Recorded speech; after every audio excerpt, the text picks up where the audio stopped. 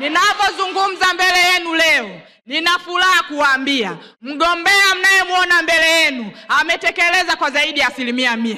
Ametoa ajira 8,084,203 kwa kipindi cha miaka 4. Tunani kama Samia? Ndugu zangu, na aliyeko mbele yenu ni mwana Mwanza mwenzetu. Hapa Mwanza, katika mikoa iliyonufaika ni sisi vijana wa Mwanza. Tunapozungumza hapa nyuma yetu kuna ziwa Victoria. Kuna zaidi ya vizimba 508 viko pale na boti zaidi ya 200. Zote alikuja kuzikabidhi katika uwanja huu na vijana wameuaga umaskini kupitia vizimba hivyo. Daktari Samia Suluhu Hassan katika swala la elimu amekuja hapa, amezungumza mgombea ubunge kupitia kundi la vyuo na vyuo vikuu. Naomba nisirudie, lakini vijana wote tunajua hali iliyokuwepo vyuoni kabla ya utawala wako, na leo tunavyozungumza hapa tunasoma kwa amani, na tunakuahidi vijana wote wa vyuo na vyuo vikuu ifikapo tarehe 29 Oktoba kura zote ni kwa Daktari Samia Suluhu Hassan. Mheshimiwa mgombea wetu wa nafasi ya urais, sisi unaotuona mbele yako ni vijana ambao wakati unaingia madarakani katika mifuko ya uwezeshaji wa vijana kiuchumi tulikuwa na shilingi bilioni 945 tu inayozunguka kwa makundi yote ya vijana, wanawake na watu wenye mahitaji maalum. Leo hii mwaka huu 2025 mfuko huo unazungusha zaidi ya trilioni 3.2 kwa vijana, wanawake na watu wenye mahitaji maalum. Nani kama Samia?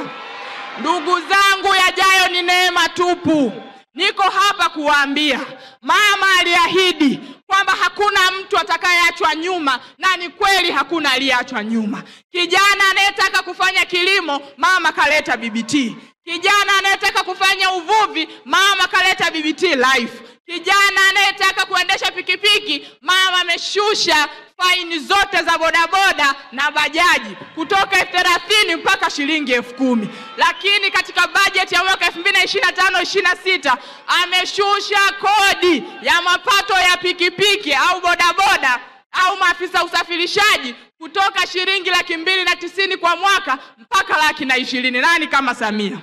Ameshusha gharama ya leseni kutoka shilingi 70,000 mpaka shilingi 30,000. Nani kama Samia?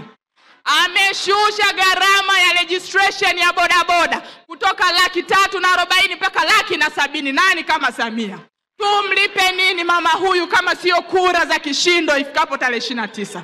Ndugu zangu na wana Mwanza wenzangu, niwaambieni, na naomba kwa ruksa yako ndugu mgombea, nitumie nafasi hii kusema na vijana wenzangu.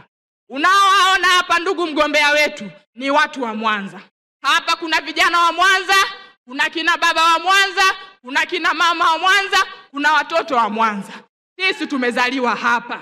Vitovu vyetu vimezikwa hapa, na hata tukifa tutazikwa hapa. Hatuwezi kusubutu kufanya tendo lolote, iwe kwa kudanganywa, iwe kwa kushawishiwa, kuharibu amani ya mkoa huu na nchi hii, kwa sababu hatuna nchi nyingine, hatuna mkoa mwingine.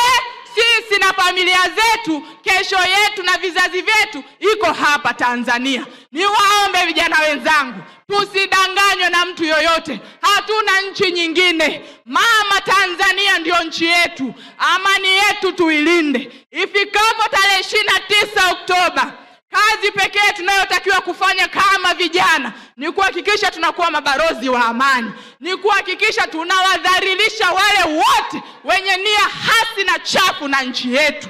Vita hii ni ya kwetu, na vita hii ni ya uzuri dhidi ya ubaya, ni ya amani dhidi ya machafuko, na vijana tutaipambana vilivyo. Tarehe 29, amka asubuhi, chukua mzazi wako, chukua ndugu yako, mpitie jirani yako. Kazi ni moja tu.